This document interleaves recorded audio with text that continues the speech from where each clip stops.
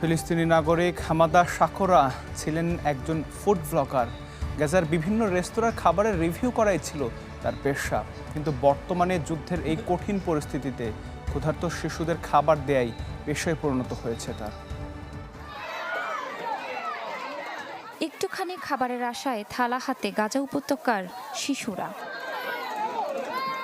হাজার হাজার টন বোমা ফেলে গোটা উপত্যকাকে ধ্বংসস্তূপে রূপ দিয়েছে ইসরায়েল। নষ্ট হয়ে গেছে অর্ধেকের বেশি কৃষি জমি, যাতে দুর্ভিক্ষ চলছে গাজায়।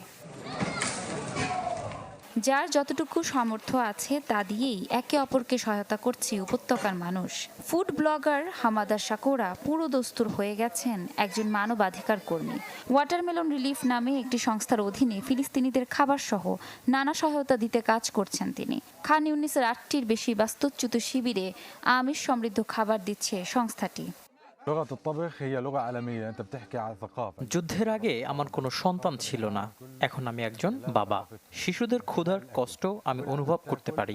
যুদ্ধে আক্রান্ত এই শিশুগুলো আমার সন্তান, তাদের নিয়ে আমার ভীষণ চিন্তা হয়। অভুক্ত শিশুদের খাবার খাওয়ানোর চেষ্টা করে যাচ্ছি আমরা। হরেক রকমের রান্নার ভিডিও সামাজিক যোগাযোগ মাধ্যমে আপলোড করে ১০ বছরের রেনাড আতাল্লা। যেখান থেকে পাওয়া অর্থ ক্ষুধার্ত ফিলিস্তিনিদের খাবারের জন্য খরচ করে এই শিশু। আমি রেনাড, খাবার রান্নার ভিডিও সামাজিক মাধ্যমে দেখাই। আমি অনেক ভালো সাড়া ও ভালোবাসা পাচ্ছি।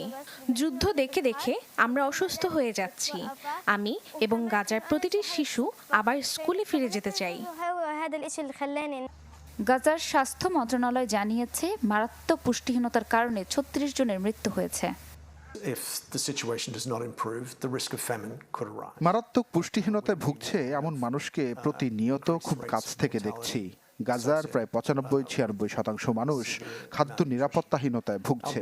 এমন চলতে থাকলে মৃত্যুর সংখ্যা আরও অনেক বেড়ে যাবে। গেল ১২ মাসে ইসরায়েলি আগ্রাসনে গাজায় কয়েকবার বাস্তুচ্যুত হয়েছেন স্থানীয়রা। ইফশিতা জামান, চ্যানেল 24।